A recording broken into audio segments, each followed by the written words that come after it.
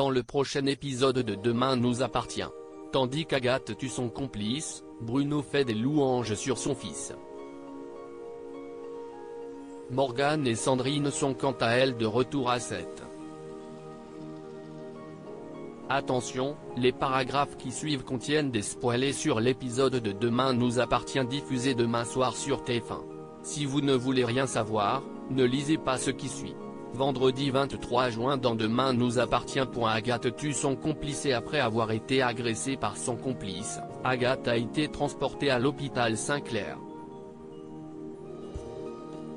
Comme elle n'a ni lésion ni commotion cérébrale, la commandante Lambesque peut rentrer chez elle. Agathe remercie alors Karim d'avoir été là pour elle puis lui fait croire qu'elle a été attaquée parce qu'elle est flic.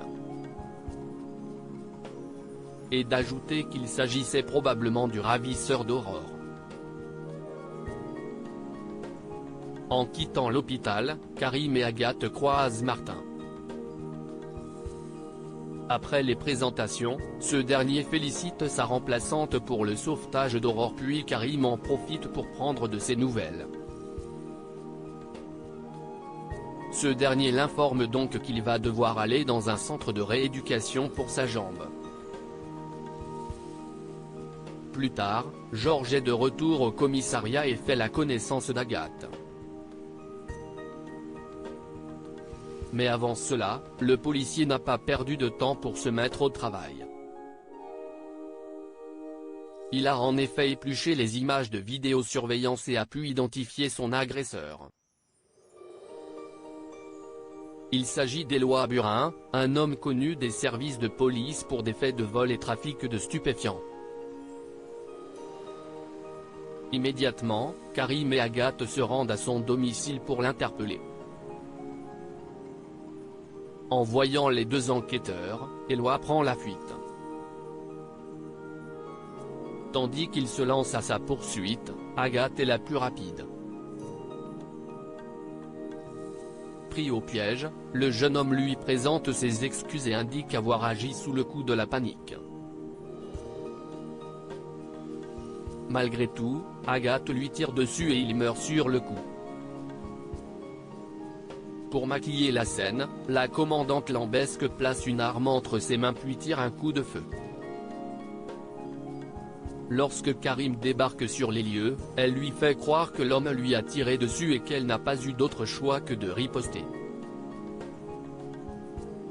Non loin de là, la police a perquisitionné le domicile d'Éloi Burin. Sans surprise, les enquêteurs ont retrouvé un plan de la bombe qui a blessé Martin ainsi que des photos de la famille Daunier. S'il ne fait aucun doute qu'Éloi avait bien préparé son coup, Aurore ne le voit pas pour autant préparer un kidnapping et encore moins fabriquer une bombe. À l'hôpital, Nordine passe du temps avec son père lorsque Raphaël arrive. Au moment de s'éclipser, il les surprend en train d'échanger un baiser. Dans le même temps, Agathe annonce à Karim qu'elle a demandé sa mutation à 7 car il s'y sent bien.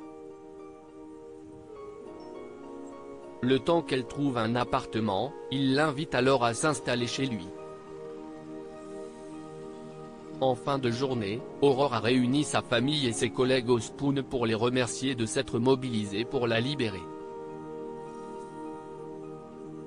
Au cours de la soirée, Aurore sent le parfum d'Agathe qui lui confirme qu'il s'agit de terre d'ocre, un parfum pour homme. Aurore aurait-elle démasqué sa supérieure? Bruno fait des louanges sur son fils à la paillote. Bruno aide Nathan à réviser ses dernières épreuves du bac.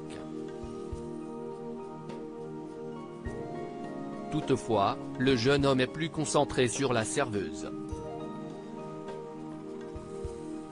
Rapidement, Bruno comprend que Nathan et Luna se connaissent plutôt bien.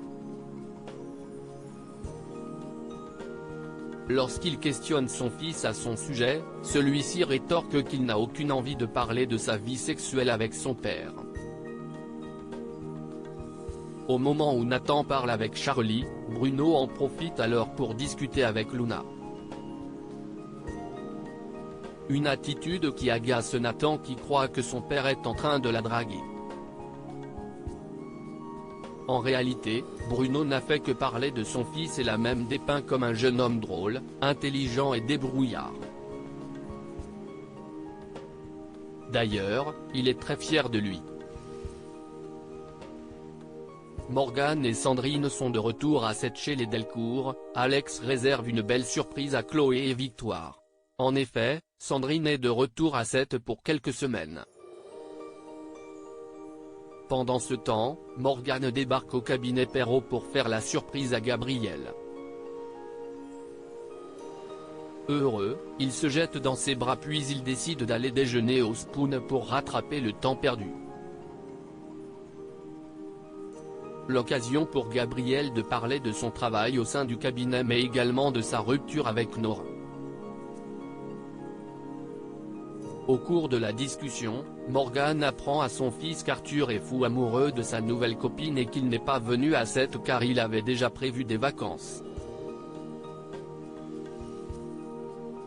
Lorsque Gabriel cherche à savoir si tout va bien entre elle et Sandrine, Morgane répond ça va, la routine avec ses hauts et ses bas. Par la suite, Morgane et Gabriel vont chez les Delcourt pour dîner. Sur place, Victoire les invite à s'installer chez elle le temps de leur séjour mais Morgane décline. Il faut dire qu'elles ont loué une maison en ville et qu'elles comptent bien profiter de leur petit confort. Au cours du repas, l'ambiance semble visiblement tendue entre Morgane et Sandrine.